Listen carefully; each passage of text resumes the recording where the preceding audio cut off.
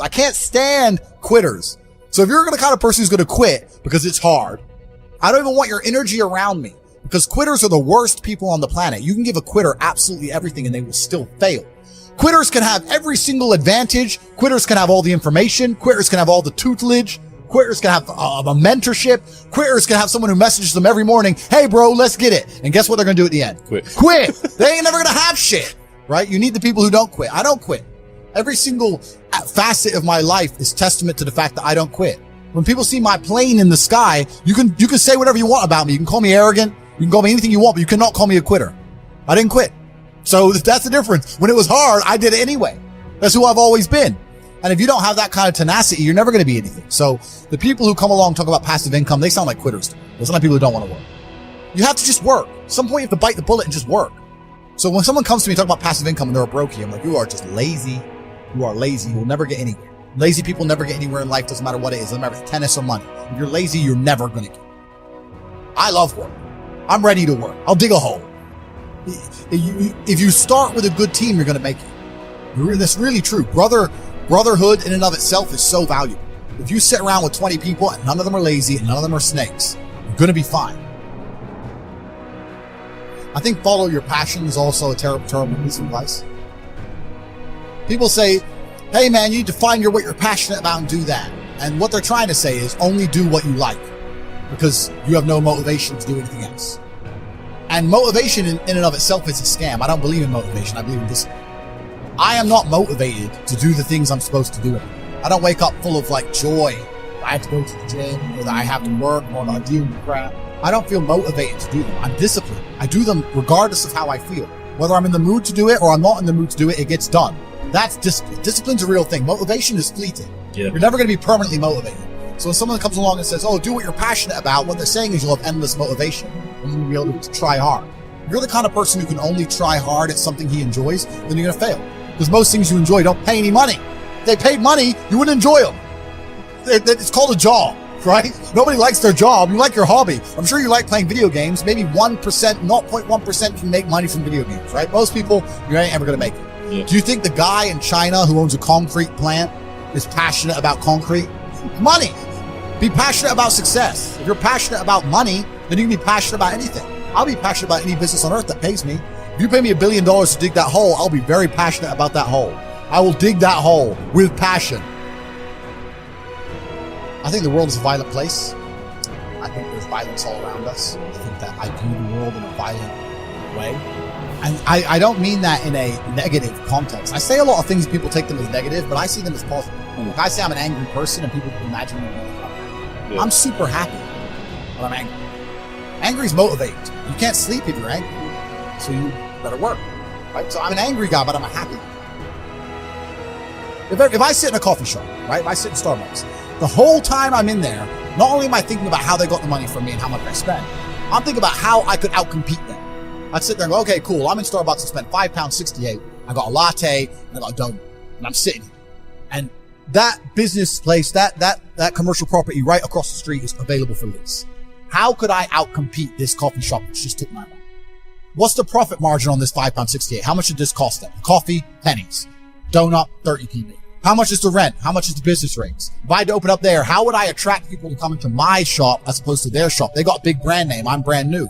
Next thing, do they have any signage outside? No. I'm going to try and put some signage outside. Do they have parking? No. I need parking. But you start thinking about how you could convince people to give you their money as opposed to giving it to the places they already give it. People say, I can't think of how to make money. If you start doing that for a year and just keep a notepad, you'll have 100 ideas on how to make money. You'll sit there and go, there's a place here that's doing this and we could do it better this way. This place online is doing this, we can do it better this way. And then to get them all done, what do you need? Network. You need people. It's all about people. Okay, we can make money with this. Who's going to do it? Who's not lazy? Who's getting up at 4 a.m. tomorrow? Boom, let's get it done.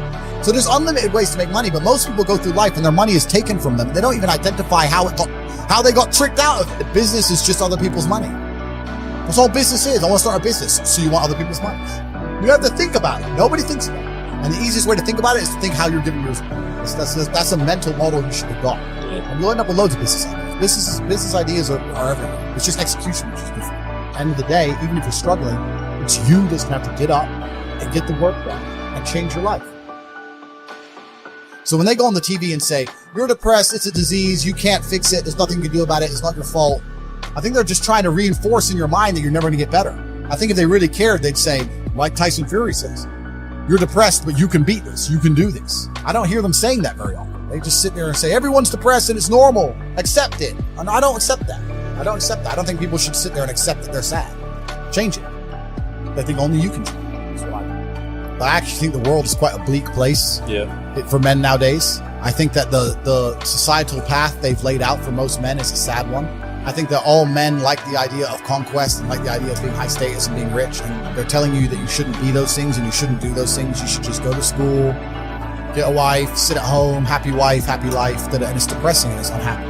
And I promise everyone that there is a degree of happiness, but as a man, that happiness comes from freedom. And freedom does require money at some level.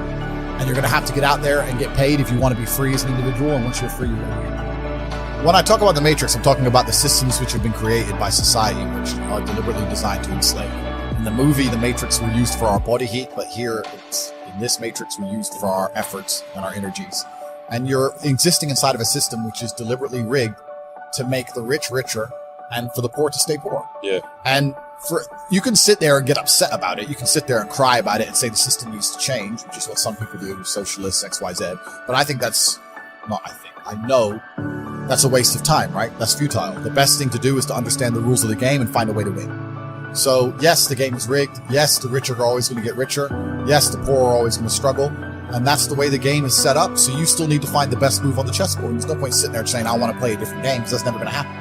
Because the people with the money are the people who have the control and they have the power, and why would they have the game set up any other way? Why would they change it? You got to be in a good position to take advantage of things. So you've always got to be in a position where you have a good network, you have good information, you have some kind of liquid money, you have the ability to survive without that money, you can take a risk. Like, it's hard to set yourself up. They teach you things that, the problem is as well, it's difficult because the way that humans work and the way that we've evolved as a species is that we don't really learn lessons unless they're learned the hard way. I believe that unless a lesson is taught the hard way, you're not going to learn it. You can have so many near misses and people won't learn their lesson. Bro, you must know a guy who goes out there, nearly crashes his car, doesn't slow his ass down till he wrecks it. Yeah. Like, this is how people are, right? So you need that pain for the lesson to sting enough to really genuinely go inside of your mind. And it's the same with everything. It's the same with driving a car or business.